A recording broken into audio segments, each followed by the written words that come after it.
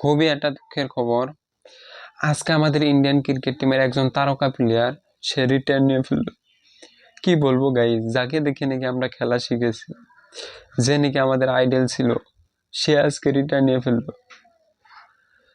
সে 2023 WTC ফাইনালে খেলছিল এবং সে আরসিবির হয়ে লাস্ট বলে সে একটা 6 মেরেছিল।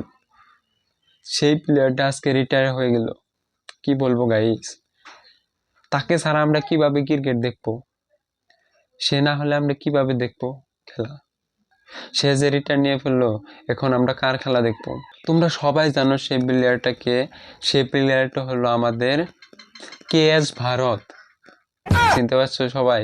আমাদের ক্রিকেটের গুরু KS ভারত, যাকে দেখে নাকি আমি ভিডিও করা শুরু করেছি এবং ক্রিকেট খেলা শুরু করেছি। সেই KS ভারত আজকে রিটায়ার নিয়ে ফেললো।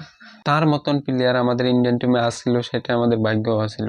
তার মতন প্লেয়ার আর কোনোদিন বিশ্বে জন্মাবেও না, জন্ম হয়েও নাই। তার মতন প্লেয়ার একজনই ছিল, সেটা হলো KS ভারত।